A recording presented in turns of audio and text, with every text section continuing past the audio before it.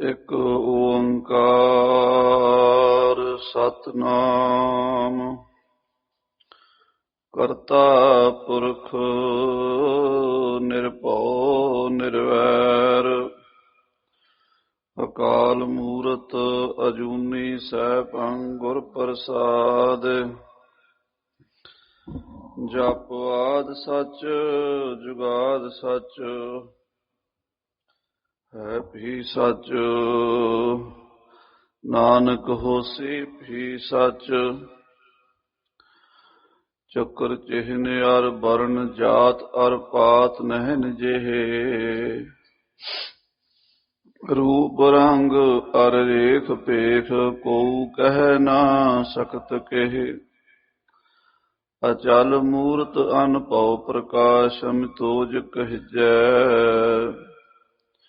ਓਟ ਇੰਦਰ ਇੰਦਰਾਣ ਸਾਹੇ ਸਾਹਣ ਗਣਜੈ ਤ੍ਰਿਭਵਨ ਮਹੀਪ ਸੁਰ ਨਰ ਅਸੁਰ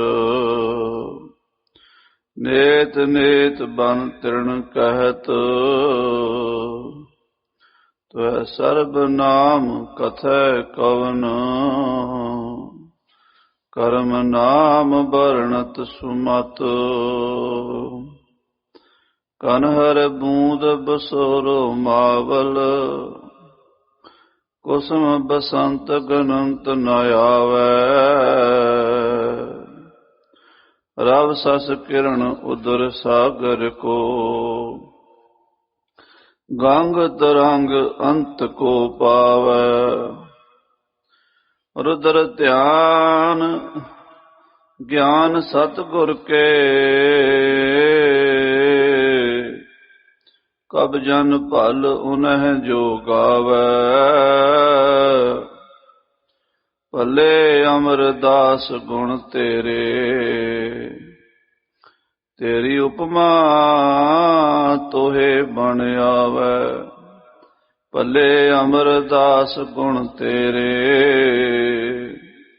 ਤੇਰੀ ਉਪਮਾ ਤੋਹੇ ਬਣ ਆਵੈ ਸਤਿਨਾਮ ਸ੍ਰੀ ਵਾਹਿਗੁਰੂ ਜੀ। ਸੋਰਠ ਮਹੱਲਾ ਤੀਜਾ ਘਰ ਪਹਿਲਾ। ਤੇ ਗੁਣੀ ਤ੍ਰਿਭਵਨ ਵਿਆਪਿਆ ਭਾਈ ਗੁਰਮੁਖ ਬੂਝ ਬੁਝਾਏ ਰਾਮ ਨਾਮ ਲਗ ਛੂਟਿਐ ਭਾਈ ਪੁੱਛੋ ਗਿਆਨੀਆਂ ਜਾਏ ਤੇ ਗੁਣੀ ਤ੍ਰਿਭਵਨ ਵਿਆਪਿਆ ਭਾਈ ਗੁਰਮੁਖ ਬੂਝ ਬੁਝਾਏ ਰਾਮ ਨਾਮ ਲਗ ਛੂਟਿਐ ਭਾਈ ਪੁੱਛੋ ਗਿਆਨੀਆਂ ਜਾਏ ਮਨ ਰੇ ਤ੍ਰੈ ਗੁਣ ਛੋੜ ਚੌਥਾ ਚਿਤ ਲਾਏ ਹਰਿ ਜੀਉ ਤੇਰੇ ਮਨ ਵਸੈ ਭਾਈ ਸਦਾ ਹਰਿ ਕੇ ਗੁਣ ਗਾਏ ਰਹਾਉ ਨਾਮੈ ਤੇ ਸਭ ਉਪਜੈ ਭਾਈ ਨਾਏ ਵਿਸਰਿਐ ਮਰ ਜਾਏ ਅਗਿਆਨੀ ਜਗਤ ਅੰਧ ਹੈ ਭਾਈ ਸੂਤੇ ਗਏ ਮੁਹਾਏ ਗੁਰਮੁਖ ਜਾਗੇ ਸੇ ਉਬਰੇ ਭਾਈ ਭਵਜਲ ਪਾਰ ਉਤਾਰ ਜਗ ਮਹਿ ਲਾਹਾ ਹਰ ਨਾਮ ਹੈ ਭਾਈ ਹਿਰਦੈ ਰਖਿਆ ਉਰਤਾਰ ਗੁਰ ਸਰਣਾਈ ਉਬਰੇ ਭਾਈ ਰਾਮ ਨਾਮ ਲਿਵ ਲਾਏ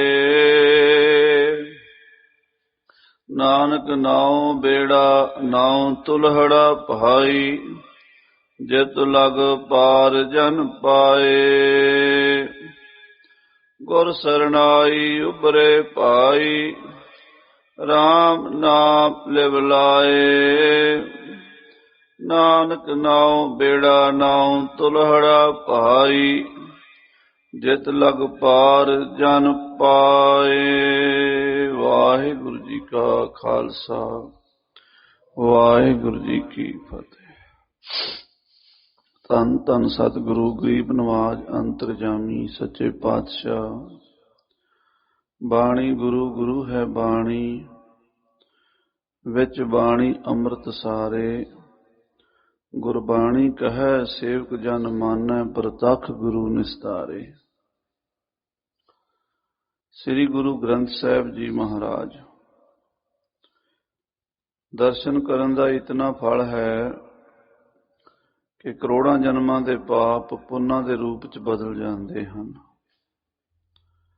ਦਰਸ਼ਨ ਪਰਸਿਐ ਗੁਰੂ ਕੇ, ਜਨਮ ਮਰਨ ਦੁਖ ਜਾਏ। ਦਰਸ਼ ਪਰਸ ਕੀਨੇ ਗੁਰੂ ਗ੍ਰੰਥ ਮਹਾਰਾਜ ਜੀ ਕੇ, ਪਾਪ ਜਨਮਾਂਤਰ ਕੇ ਪੁਨ ਰੂਪ ਧਾਰਤੇ। ਕਿਸੇ ਪ੍ਰਾਣੀ ਨੇ ਕਰੋੜਾਂ ਜਨਮਾਂ ਦੇ ਪਾਪ ਇਕੱਠੇ ਕੀਤੇ ਹੋਣ ਤੇ ਉਹ ਆਪਣੇ ਪਾਪਾਂ ਤੋਂ ਦੁਖੀ ਹੋ ਚੁੱਕਾ ਹੋਵੇ ਤੇ ਦੁਖੀ ਹੋ ਕੇ ਸ੍ਰੀ ਗੁਰੂ ਗ੍ਰੰਥ ਸਾਹਿਬ ਦੀ ਸ਼ਰਨ ਵਿੱਚ ਆ ਕੇ ਸਿਰ ਝੁਕਾ ਦੇਵੇ, ਸਿਰ ਤੋਂ ਪਾਪਾਂ ਦੀ ਪੰਡ ਗਿਰ ਜਾਂਦੀ ਹੈ ਔਰ ਸਾਰੇ ਪੁੰਨ ਬਣ ਜਾਂਦੇ ਹਨ। ਇਹ ਮਹਾਰਾਜ ਗੁਰੂ ਗ੍ਰੰਥ ਸਾਹਿਬ ਹੀ ਹਨ ਜਿਹੜੇ ਸਾਡੇ ਪਾਪਾਂ ਨੂੰ ਪੁੰਨ ਬਣਾ ਸਕਦੇ ਹਨ। ਇਸ ਕਰਕੇ ਐਸੇ ਗੁਰ ਕੋ ਬਲ ਬਲ ਜਾਈਏ, ਆਪ ਮੁਕਤ ਮੋਹਿ ਤਾਰੈ।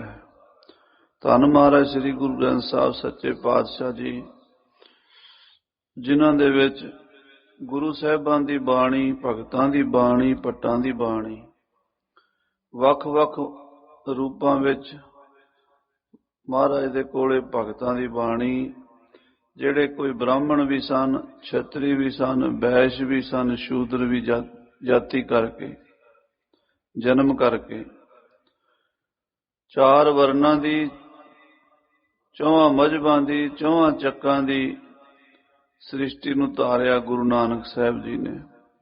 ਬਾਬੇ ਤਾਰੇ ਚਾਰ ਚੱਕ, ਨੌ ਖੰਡ ਪ੍ਰਿਥਵੀ ਸੱਚਾ ਢੋਆ।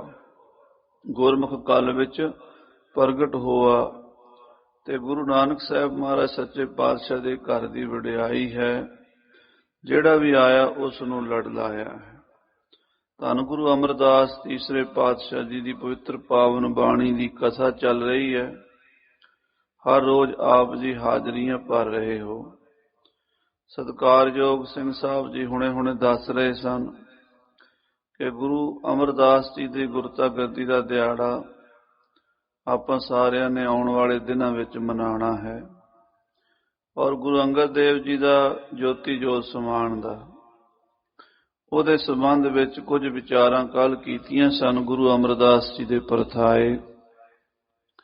ਜਦੋਂ ਗੁਰੂ ਅਮਰਦਾਸ ਜੀ ਨੂੰ ਜੋਗੀ ਨੇ ਇਹ ਗੱਲ ਕਹਿ ਦਿੱਤੀ ਕਿ ਤੁਸੀਂ ਅਜੇ ਨਿਗੁਰੇ ਹੋ ਤੇ ਨਿਗੁਰੇ ਦੀ ਕੀਤੀ ਹੋਈ ਸਾਧਨਾ ਭਗਤੀ ਨਿਸਫਲ ਚਲੀ ਜਾਂਦੀ ਹੈ, ਉਸ ਨੂੰ ਗਿਆਨ ਦੀ ਪ੍ਰਾਪਤੀ ਨਹੀਂ ਹੁੰਦੀ। ਤੁਸੀਂ ਗੁਰੂ ਵਾਲੇ ਬਣੋ। ਤਾਂ ਸ੍ਰੀ ਅਮਰਦਾਸ ਜੀ ਨੂੰ ਇਹ ਗੱਲ ਕਹਿ ਕੇ ਉਹ ਟੁੰਬ ਕੇ ਚਲਾ ਗਿਆ। ਜੋਗੀ ਤਾਂ ਚਲਾ ਗਿਆ ਪਰ ਸ੍ਰੀ ਅਮਰਦਾਸ ਜੀ ਦੀ ਰਾਤਾਂ ਦੀ ਨੀਂਦ ਹਰਾਮ ਹੋ ਗਈ। ਐਸੀ ਦਸ਼ਾ ਬਣ ਗਈ, ਨਾ ਰਾਤ ਨੂੰ ਨੀਂਦ ਆਉਂਦੀ ਹੈ, ਨਾ ਕੁਝ ਖਾਣਾ ਚੰਗਾ ਲੱਗੇ, ਨਾ ਪੀਣਾ, ਨਾ ਕਿਸੇ ਨਾਲ ਬੋਲਣਾ। ਮਨ ਬਹੁਤ ਵਿਆਕੁਲ ਹੋ ਗਿਆ ਕਿ ਮੈਨੂੰ ਗੁਰੂ ਕਿਉਂ ਨਹੀਂ ਮਿਲਿਆ। ਸਾਰੀ ਉਮਰ ਮੈਂ ਗੁਰੂ ਧਾਰਨ ਨਹੀਂ ਕੀਤਾ, ਮੇਰੀ ਇਸੇ ਤਰ੍ਹਾਂ ਉਮਰ ਲੰਘ ਗਈ। ਮੈਂ ਤਾਂ ਸਮਝਦਾ ਸੀ ਕਿ ਮੈਂ ਬੜਾ ਧਰਮੀ ਹਾਂ, ਗੰਗਾ ਦਾ ਇਸ਼ਨਾਨ ਕਰਕੇ ਹਰ ਸਾਲ ਆਉਂਦਾ ਹਾਂ, ਦਾਨ ਪੁੰਨ ਵੀ ਕਰਦਾ ਹਾਂ, ਕਦੀ ਕੋਈ ਮਾੜਾ ਕੰਮ, ਚੋਰੀ ਯਾਰੀ, ਠੱਗੀ, ਬੇਈਮਾਨੀ ਜ਼ਿੰਦਗੀ 'ਚ ਨਹੀਂ ਕੀਤਾ। ਪਰ ਕਹਿੰਦੇ ਗੁਰੂ ਤੋਂ ਬਿਨਾਂ ਗੱਲ ਨਹੀਂ ਬਣਨੀ। ਹੁਣ ਕੀ ਕੀਤਾ ਜਾਵੇ? ਗੁਰੂ ਕਿਸ ਨੂੰ ਧਾਰਨ ਕਰੀਏ? ਕਿਉਂਕਿ ਸਾਧ ਸੰਗਤ ਦੀ ਦੁਨੀਆ ਵਿੱਚ ਸਭ ਚੀਜ਼ਾਂ ਪੈਸੇ ਨਾਲ, ਉਦਮ ਨਾਲ, ਚਤੁਰਾਈ ਨਾਲ, ਕਿਸੇ ਨਾ ਕਿਸੇ ਯਤਨ ਨਾਲ ਅਸੀਂ ਪ੍ਰਾਪਤ ਕਰ ਸਕਦੇ ਹਾਂ। ਗੁਰੂ ਨਾ ਪੈਸੇ ਨਾਲ ਮਿਲਦਾ ਹੈ, ਨਾ ਚਲਾਕੀ ਨਾਲ ਮਿਲਦਾ ਹੈ, ਨਾ ਕੋਈ ਹੋਰ ਹੀਲਾ ਕਰਕੇ ਮਿਲਦਾ ਹੈ। ਗੁਰੂ ਮਿਲਦਾ ਤਾਂ ਉਹ ਪ੍ਰਭੂ ਦੀ ਕਿਰਪਾ ਨਾਲ ਮਿਲਦਾ ਹੈ।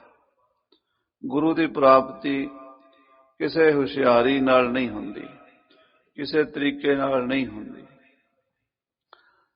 ਤੇ ਗੁਰੂ ਹੁਣ ਆਮ ਤੌਰ ਤੇ ਜਿਹੜੇ ਨਕਲੀ ਗੁਰੂ ਮਿਲਦੇ ਹਨ, ਉਹ ਗੁਰੂ ਧਾਰਨ ਨਹੀਂ ਕਰਨੇ। ਗੁਰੂ ਤਾਂ ਉਹ ਧਾਰਨ ਕਰਨਾ ਜਿਹੜਾ ਪੂਰਾ ਹੋਵੇ। ਪਹਿਲਾਂ ਵਸਤ ਸਿਆਣ ਕੇ ਤਾਂ ਕੀਚੈ ਵਪਾਰ। ਪਹਿਲਾਂ ਚੀਜ਼ ਚੰਗੀ ਤਰ੍ਹਾਂ ਪਛਾਣ ਲਓ, ਫਿਰ ਖਰੀਦੋ ਤੇ ਫਿਰ ਠੀਕ ਰਹੀਦਾ ਹੈ। ਜੇ ਵਸਤੂ ਬਿਨਾਂ ਪਛਾਣਿਆ ਖਰੀਦ ਲਈਏ, ਫਿਰ ਬਾਅਦ ਵਿੱਚ ਪਛਤਾਵਾ ਹੁੰਦਾ। ਗੁਰੂ ਧਾਰਨ ਕਰਨਾ ਵੀ ਕੋਈ ਸੌਖਾ ਜਿਹਾ ਕੰਮ ਨਹੀਂ ਹੈ। ਸੌਖਾ ਜਿਹਾ ਗੁਰੂ ਲੱਭਦਾ ਹੀ ਨਹੀਂ। ਸੱਚਾ ਗੁਰੂ, ਪੂਰਾ ਗੁਰੂ ਕਿੱਥੇ ਮਿਲੇਗਾ, ਕਦੋਂ ਮਿਲੇਗਾ, ਇਹ ਲਟਕ ਲੱਗ ਗਈ। ਤੇ ਸਾਧ ਸੰਗਤ ਜੀ ਇਹਨਾਂ ਦਿਨਾਂ ਵਿੱਚ ਨਾ ਰਾਤ ਨੂੰ ਸੌਂਦੇ ਸਨ, ਨਾ ਦਿਨੇ ਕਿਸੇ ਨਾਲ ਮਿਲਦੇ ਸਨ। ਬੜੇ ਉਦਾਸ ਜਿਹੇ ਰਹਿਣ ਲੱਗ ਪਏ। ਰਾਤ ਇੱਕ ਦਿਨ ਮੰਜੇ ਤੇ ਬੈਠੇ ਨੇ, ਅੱਧੀ ਕੁ ਰਾਤ ਤੋਂ ਬਾਅਦ ਉੱਠ ਕੇ ਬੈਠ ਜਾਇਆ ਕਰਦੇ ਸਨ। ਗੁਰੂ ਅਮਰਦਾਸ ਜੀ ਦੀ ਭਤੀਜੇ ਨੂੰਹ ਸੀ ਬੀਬੀ ਅਮਰੋ। ਭਤੀਜੇ ਨੂੰ ਵਿਆਹੀ ਹੋਈ ਸੀ, ਨੂੰਹ ਲੱਗਦੀ ਸੀ। ਬੀਬੀ ਅਮਰੋ ਗੁਰੂ ਅੰਗਦ ਦੇਵ ਜੀ ਦੀ ਬੇਟੀ ਸੀ। ਸਵੇਰੇ ਉੱਠ ਕੇ ਗੁਰਬਾਣੀ ਪੜ੍ਹਨ ਲੱਗੀ। ਗੁਰੂ ਨਾਨਕ ਸਾਹਿਬ ਜੀ ਦੀ ਗੁਰਬਾਣੀ ਦਾ ਸ਼ਬਦ ਹੈ ਮਾਰੂ ਰਾਗ ਦੇ ਵਿੱਚ। ਉਹਦੀਆਂ ਇਹ ਪੰਕਤੀਆਂ ਹਨ, ਭਇਆ ਮਨੂਰ ਕੰਚਨ ਫਿਰ ਹੋਵੈ, ਜੇ ਗੁਰ ਮਿਲੈ ਤਿਨੇਹਾ, ਏਕ ਨਾਮ ਅੰਮ੍ਰਿਤ ਉਹ ਦੇਵੈ, ਤੋ ਨਾਨਕ ਤ੍ਰਿਸ਼ਟਸ ਦੇਹਾ। ਇਹਦਾ ਅਰਥ ਇਹ ਹੈ ਵੀ ਬੰਦੇ ਦਾ ਮਨ ਗਲ ਸੜ ਕੇ ਮਨੂਰ ਬਣ ਚੁੱਕਾ ਹੈ। ਮਨੂਰ ਕਹਿੰਦੇ ਸਾਧ ਸੰਗਤ ਜੀ, ਕਬਾੜੀ ਦੀ ਦੁਕਾਨ ਤੇ ਵੀ ਜਿਹੜਾ ਲੋਹਾ ਨਹੀਂ ਵਿਕਦਾ, ਉਹ ਮਨੂਰ ਹੁੰਦਾ, ਗਲਿਆ ਹੋਇਆ ਲੋਹਾ। ਕਿਤੇ ਮਿੱਟੀ 'ਚ ਲੋਹਾ ਪਿਆ ਰਵੇ, ਕਿਤੇ ਬਰਸਾਤ 'ਚ ਪਿਆ ਰਵੇ, ਉੱਤੇ ਜੰਗ ਲੱਗ ਜਾਂਦੀ ਹੈ, ਜਰ ਜੀ।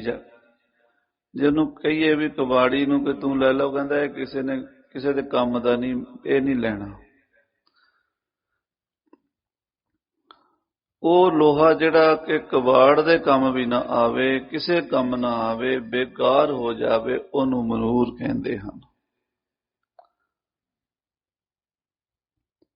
ਸਾਡਾ ਮਨ ਗਲ ਸੜ ਕੇ ਮਨੂਰ ਬਣ ਚੁੱਕਾ ਹੈ।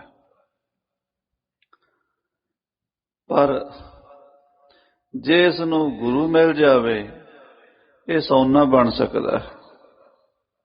ਜੇ ਗੁਰ ਮਿਲੇ ਤਿਨੇਹਾ, ਗੁਰੂ ਮਿਲ ਜਾਵੇ, ਗਲੇ ਸੜੇ ਲੋਹੇ ਨੂੰ ਸੋਨਾ ਕਰ ਸਕਦਾ। ਹੁਣ ਹੋਵੇ ਲੋਹਾ, ਉਹ ਵੀ ਗਲਿਆ ਸੜਿਆ, ਬਣ ਜਾਏ ਸੋਨਾ, ਹੋਰ ਚਾਹੀਦਾ ਕੀ। ਬੀਬੀ ਨਾਲੇ ਤਾਂ ਮਧਾਣੀ ਪਾ ਕੇ ਰਿੜਕੀ ਜਾਂਦੀ ਹੈ ਤੇ ਨਾਲੇ ਸ਼ਬਦ ਪੜੀ ਜਾਂਦੀ ਹੈ, ਭਇਆ ਮਨੂਰ ਕੰਚਨ ਫਿਰ ਹੋਵੇ, ਜੇ ਗੁਰ ਮਿਲੇ ਤਿਨੇਹਾ।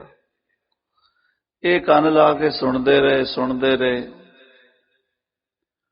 ਪੁਰਾਣੇ ਜ਼ਮਾਨੇ 'ਚ ਬਜ਼ੁਰਗ ਬੀਬੀਆਂ ਦੀਆਂ ਗੱਲਾਂ ਬਹੁਤ ਘੱਟ, ਨੂੰਹਾਂ ਦੀਆਂ ਖਾਸ ਕਰਕੇ ਨਹੀਂ ਸੀ ਸੁਣਦੇ, ਪਰੇ ਹੋ ਜਾਂਦੇ ਸਨ। ਪਰ ਇਹ ਬਚਨ ਹੀ ਇਹੋ ਜਿਹੇ ਸਨ ਕਿ ਇਹ ਸੁਣੇ ਬਿਨਾਂ ਰਹਿ ਨਹੀਂ ਸੀ ਸਕਣਾ, ਸੁਣਦੇ ਰਹੇ। ਜਦੋਂ ਦਿਨ ਚੜ੍ਹਿਆ, ਧੀ ਨੂੰਹ ਨੂੰ ਕੋਲ ਬੁਲਾਇਆ, ਕਹਿਣ ਲੱਗੇ, ਬੇਟਾ ਮਾਫ਼ ਕਰੀ, ਅੱਜ ਤੂੰ ਰਾਤੀ ਕੁਝ ਸ਼ਬਦ ਪੜ੍ਹਦੀ ਸੀ, ਉਹ ਮੈਂ ਸੁਣਦਾ ਰਿਹਾ, ਪਰ ਪੁੱਤਰ ਉਸ ਸ਼ਬਦ ਨੇ ਮੇਰਾ ਮਨ ਬਹੁਤ ਜ਼ਿਆਦਾ ਟੁੰਬ ਦਿੱਤਾ ਹੈ। ਉਹ ਮੈਨੂੰ ਦੱਸ ਵੀ ਉਹ ਬਾਣੀ ਕਿਹਦੀ ਹੈ, ਉਹ ਸ਼ਬਦ ਕਿਹਦੇ ਹਨ। ਉਹ ਕਹਿਣ ਲੱਗੀ, ਪਿਤਾ ਜੀ, ਤਾਇਆ ਜੀ, ਇਹ ਗੁਰੂ ਨਾਨਕ ਦੇਵ ਜੀ ਦੇ ਹਨ। ਧੰਨ ਗੁਰੂ ਨਾਨਕ ਦੇਵ ਜੀ ਦੀ ਬਾਣੀ ਹੈ ਜਿਹੜੀ ਮੈਂ ਸਵੇਰੇ ਸਵੇਰੇ ਉੱਠ ਕੇ ਪੜ੍ਹਦੀ ਹਾਂ। ਪੁੱਤਰ ਗੁਰੂ ਨਾਨਕ ਦੇਵ ਜੀ ਕਿੱਥੇ ਹਨ?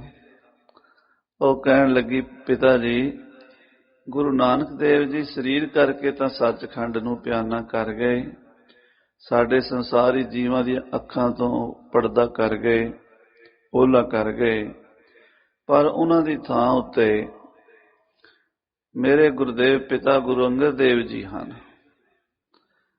कहन लगे पुत्री मैनू गुरु अंगद देव जी को लै चलेंगी, मैनू उन्हां को लैके चल, छेती लैके चल। बासर के पिंड है साध संगत जी, अमृतसर तो छियाटा साहब जाइए तो छियाटा साहब तो कोई 4 किलोमीटर 3 किलोमीटर नेड़े ही ये सन साहब गुरुद्वारा है, ਉਹਦੇ लागे बासर के गिल्लां दा पिंड है।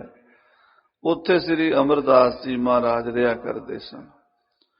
ते खंडूर साहब उत्थों लगभग 40-50 किलोमीटर का फासला है। कहन लगी पिता जी लै तो मैं तुहानू चला, पर मैनू भी एक दिक्कत है, समस्या है। जदों मैं पिता जी ने ब्याह के मैनू तुहाडे घर भेजिया है, उन्होंने ये वचन किया है कि जिन्ना चਿਰ ਅਸੀਂ बुलाइए ना तू आना नहीं।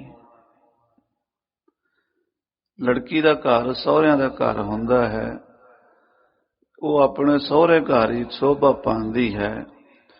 जे किते कोई पेकिਆਂ ਦੇ घर ਵਿਆਹ शादी होवे, कोई खास प्रोग्राम होवे ਜਾਂ कोई दुख सुख का समा बन जावे ਤਾਂ ਧੀ ਨੂੰ ਆਉਣਾ ਪੈਂਦਾ है। पर रोज रोज धी अपने पेकिਆਂ ਦੇ घर ਜਾਂਦੀ चंगी नहीं लगती। इस करके मैं पिता जी अपने सतगुरु पिता गुरु अंगद देव जी के हुक्म की बद्धी हुई हाँ, बिना प्रयोजन मैं खंडूर साहब जा नहीं सकती। देखो साध संगत जी अज का जमाना भावें असीं अपने आप नूं बड़े मॉडर्न बड़े सियाणे बड़े चलाक चुस्त मनते हाँ, समझते असीं बड़ी तरक्की कर लई है, ते तरक्की दे विच असीं पिछलियां सारियां चीज़ां खत्म कर लईआं हन।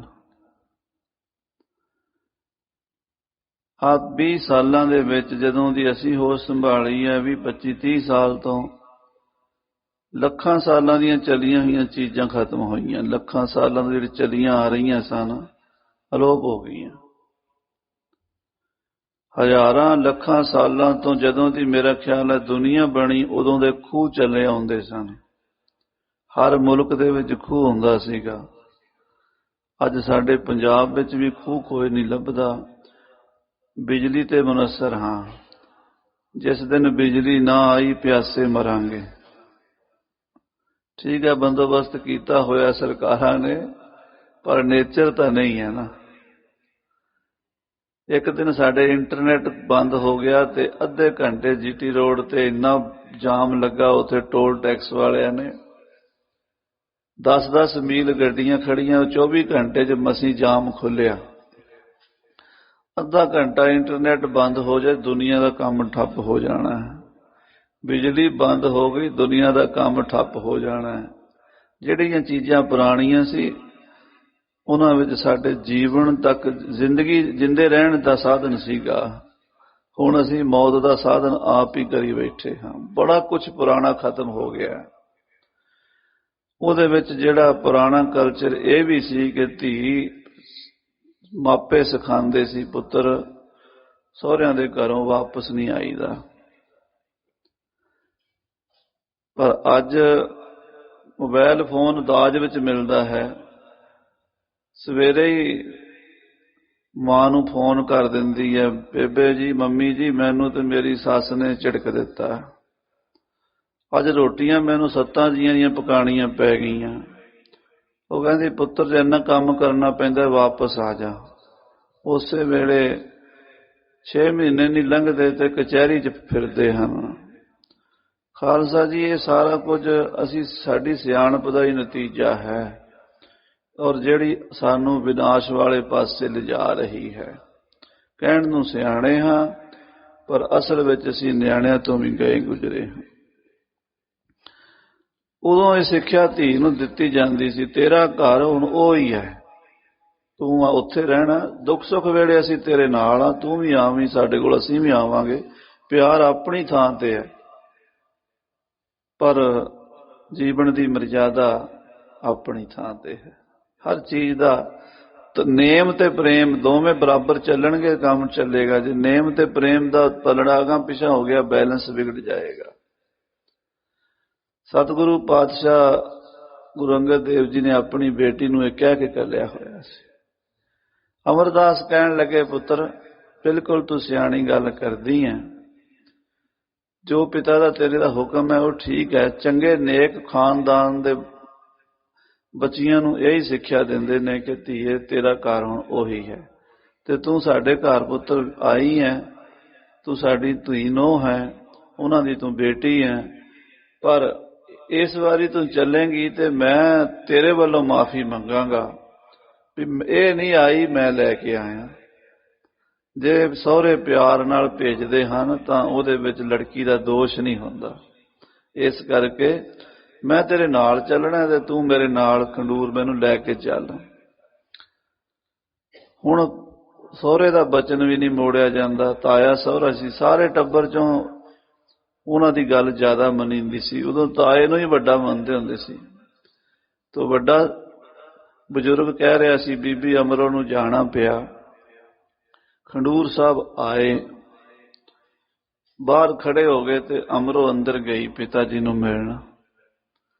वो दसन गई, कहती ताया जी तुसीं खड़ो, मैं अंदर पिता जी नूं दसांगे।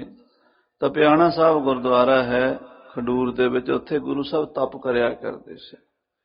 बहुत ज्यादा बंदगी च लीन रहे गुरु अंगद देव साहब जी। जे बंदगी तो उठना ते गुरु नानक साहब की कथा भाई बाले तो सुनन लग जाना। जे कथा लिखवा के हटना तो बच्चों नूं कुश्तियां सिखाणियां शुरू कर देनियां। कुश्तियां तो हटाना, उन्होंने गुरमुखी दे अखर ऊड़ा एड़ा ये सिखाना शुरू कर देना। सारा दिन व्यस्त रहना सेवा सिमरन दे विच, ते गरीबां वास्ते लंगर चलदा रहिंदा सी ते गुरु साहब दी सिੱਖੀ दा प्रचार हो रहा सी। अमरों गई पिता जी नूं मत्था टेक के बोलन लगी, जानी जान हजूर कहन लगे, पुत्र जिन्हां नूं बाहर खड़ा करके आई है उन्हां नूं लैके आ। आखो धन गुरु अंगद देव सच्चे पातशाह, धन गुरु अंगद देव साहब जी। जिन्हां नूं बाहर खिलार के आई है उन्हां नूं लैके आ। भज के आई, कहन लगी ताया जी आओ, पिता जी बुला रहे। अंदर गए, गुरु अंगद देव जी उठ के खड़े हो गए, क्योंकि कुडमा साकी भी सी, सत्कार करना सी। पर गुरु अमरदास जी हालांकि श्री गुरु अंगद देव जी नालों लगभग 26-27 साल उम्र च वड्डे सन। गुरु अमरदास की उम्र गुरु अंगद देव जी तो 26-27 साल ज्यादा सीगी, पर फिर भी गुरु साहब के चरणों ते मत्था टेकिया। गुरु साहब हाथ फड़ते रहे, पर उन्होंने फिर भी मल्लो मल्ली चरणों ते सिर धर दिता। नहीं महाराज, मैं इत्थे कुड़मा साकी नहीं आया, मैं ते तुहाडे चरणों की धूड़ लैण आया हाँ। जिहड़ी वस्तु की मैनू भुख है वो तुहाडे तो मिल सकती है। बहुत प्रेम प्यार नाल बैठे। इतने नूं लंगर तैयार हो गया, सारियां संगतां लंगर च बैठ गईयां। ते साध संगत जी, जे सिख गुरु की परीक्षा करता है, गुरु भी सिख की परीक्षा करता है। जिन्ना चिर इम्तिहान नहीं होंदे उन्ना चिर एक दूजी दे नेड़े नहीं होंदे। ये दुनियावी प्यार नहीं है भी किसी स्वार्थ किसी मतलब नूं लैके हो जावे। ये रूहानी प्यार हुंदा, दुनिया दीयां सारियां हद्दां टप्पणियां पैंदियां। लंगर वरतना शुरू होया, भाणा की वरत्या, किसे गुरु साहब की कोई खेड़ ही सी। लांगरी पहला तो दाल चावल लैके आया, सारियां दी थाली दे विच दाल चावल पाए, पिछों महाप्रसाद की बाल्टी चुकी आवे। वो जदों वरताया ते श्री अमरदास जी ने कदी छकिया नहीं सी, वो वैष्णु सन। उन्होंने सारी उम्र गंगा दी यात्रा की, ये चीज दे नेड़े नहीं गए। वो मन च आया भी ये छकना पएगा, मन विच आया ये छकना पएगा, मैं ते कदी खाधा नहीं। इन्हें नूं मन च भी आया भी जे गुरु अंगद देव जी महापुरुष हन ते आपे रोक लैणगे। आखो श्री वाहिगुरू। वो बाल्टी लैके वरतावा जदों 2-4 बंदे रह गए ना, नेड़े आ गया ਤੇ ਗੁਰੂ ਅੰਗਦ ਦੇਵ ਜੀ ਆਵਾਜ਼ ਮਾਰਤੀ, ਉਹ ਭਾਈ ਗੁਰਮੁਖਾ, ਆ ਜਿਹੜੇ ਪ੍ਰੇਮੀ ਨਵੇਂ ਆਏ ਇਹਨਾਂ ਦੀ ਥਾਲੀ 'ਚ ਨਹੀਂ ਪਾਉਣਾ, ਇਹਨਾਂ ਨੂੰ ਨਹੀਂ ਦੇਣਾ। ਮਨ 'ਚ ਵਿਸ਼ਵਾਸ ਹੋ ਗਿਆ ਕਿ ਗੁਰੂ ਸਾਹਿਬ ਮੇਰੀ ਅੰਦਰ ਦੀ ਜਾਣ ਗਏ ਹਨ। ਘਟ ਘਟ ਕੇ ਅੰਤਰ ਕੀ ਜਾਣਤ, ਭਲੇ ਬੁਰੇ ਕੀ ਪੀਰ ਪਛਾਨਤ। ਫਿਰ ਦੂਸਰਾ ਫੁਰਨਾ ਉੱਠਿਆ, ਮੇਰੇ ਸਤਿਗੁਰੂ ਜੀ ਇੰਨੀ ਜਾਣ ਗਏ ਨੇ, ਹੁਣ ਥੋੜੀ ਜਿਹੀ ਹੋਰ ਕਿਰਪਾ ਕਰਨ। ਦੂਸਰਾ ਪਤਿਆਵਾ ਲੈਣਾ ਚਾਹਿਆ ਗੁਰੂ ਦਾ, ਵੀ ਜੇ ਦੂਸਰੀ ਮੰਗ ਮੇਰੀ ਪੂਰੀ ਕਰ ਦੇਣ ਤੇ ਮੈਂ ਸਦਾ ਹੀ ਇਹਨਾਂ ਦਾ ਬਣਨਾ ਹੈ। ਦੂਸਰੀ ਮੰਗ ਇਹ ਹੈ ਵੀ ਜਿਹੜੀ ਥਾਲੀ 'ਚ ਆਪ ਪ੍ਰਸ਼ਾਦਾ ਛਕ ਰਹੇ ਨੇ ਉਹਦੇ ਵਿੱਚੋਂ 2 ਪ੍ਰਸ਼ਾਦੇ ਜਾਂ 2 ਬੁਰਕੀਆਂ ਜਾਂ ਕੁਝ ਹਿੱਸਾ ਛੱਡ ਦੇਣ ਮੇਰੇ ਵਾਸਤੇ, ਆਪਣਾ ਸੀਤ ਪ੍ਰਸ਼ਾਦ ਮੈਨੂੰ ਦੇ ਦੇਣ। ਬਸ ਇੰਨਾ ਕੁ ਫੁਰਨਾ ਆਇਆ। ਉਧਰੋਂ ਗੁਰੂ ਸਾਹਿਬ ਪ੍ਰਸ਼ਾਦਾ ਛਕਦਿਆਂ ਛਕਦਿਆਂ ਆਪਣੀ ਥਾਲੀ ਸੇਵਾਦਾਰ ਨੂੰ ਕਹਿੰਦੇ, ਭਾਈ ਆਹ ਸਾਡਾ ਪ੍ਰਸ਼ਾਦ, ਸਾਡਾ ਥਾਲਾ, ਉਹ ਜਿਹੜਾ ਪ੍ਰੇਮੀ ਬੈਠਾ ਹੈ ਬਜ਼ੁਰਗ, ਉਹਨਾਂ ਨੂੰ ਜਾ ਕੇ ਦੇ ਦਿਓ। ਉਹ ਲੈ ਆਏ, ਥਾਲ ਸਾਹਮਣੇ ਗੁਰੂ ਸਾਹਿਬ ਦਾ ਸੀਤ ਪ੍ਰਸ਼ਾਦ ਪ੍ਰਾਪਤ ਕੀਤਾ। ਬੁਰਕੀ ਤੋੜ ਕੇ ਮੂੰਹ ਵਿੱਚ ਪਾਈ, ਖੁੱਲੜੇ ਕਪਾਟ ਨਾਨਕ ਸਤਿਗੁਰ ਭੇਟ ਤੇ। ਉਦੋਂ ਹੀ ਪ੍ਰਕਾਸ਼ ਹੋ ਗਿਆ ਸੀ। ਆਖੋ ਸ੍ਰੀ ਵਾਹਿਗੁਰੂ। ਉਦੋਂ ਹੀ ਗੱਲ ਬਣ ਗਈ। ਬਸ ਹੁਣ ਇਸੇ ਦਰ ਤੇ ਰਹਿਣਾ ਹੈ, ਹੁਣ ਹੋਰ ਕਿਤੇ ਨਹੀਂ ਜਾਣਾ। ਕਬੀਰ ਜੇ ਦਰ ਆਵਤ ਜਾਤਿਓ ਹਟਕੈ ਨਾਹੀ ਕੋਏ, ਸੋ ਦਰ ਕੈਸੇ ਛੋੜੀਐ ਜੋ ਦਰ ਐਸਾ ਹੋਏ। ਧੰਨ ਗੁਰੂ ਅੰਗਦ ਦੇਵ ਸਾਹਿਬ ਜੀ ਦੀ ਸੇਵਾ 12 ਸਾਲ ਕੀਤੀ ਹੈ। ਫਿਰ 12 ਸਾਲ ਸੇਵਾ ਕਰਨੀ, ਉਹ ਵੀ ਕੁੜਮਾਂ ਦੇ ਘਰ, ਤੇ ਲੜਕੀ ਵਾਲੇ ਦੇ ਘਰ ਲੜਕੇ ਵਾਲਾ ਦੁਨਿਆਵੀ ਤੌਰ ਤੇ ਮੁੰਡੇ ਦਾ ਵਿਆਹ ਕਰਕੇ ਉੱਥੇ ਜਾਂਦੇ ਵੀ ਨਹੀਂ ਹੁੰਦੇ। ਜੇ ਜਾਂਦੇ ਆ ਤੇ ਬੜੀ ਮੜਕ ਜੇ ਨਾਲ ਜਾਂਦੇ ਆ ਵੀ ਅਸੀਂ ਲੜਕੇ ਵਾਲੇ ਹਾਂ, ਬੜਾ ਹੰਕਾਰ ਹੁੰਦਾ।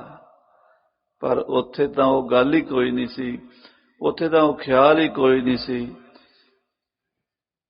ਹਸਤੀ ਸਿਰ ਜਿਉ ਅੰਕਸ ਹੈ, ਐਰਨ ਜਿਉ ਸਿਰ ਦੇ, ਮਨ ਤਨ ਆਗੇ ਰਾਖ ਕੇ ਉਬੀ ਸੇਵ ਕਰੇ, ਇਉ ਗੁਰਮੁਖ ਆਪ ਨਿਵਾਰੀਐ ਸਭ ਰਾਜ ਸ੍ਰਿਸ਼ਟ ਕਾਲੇ।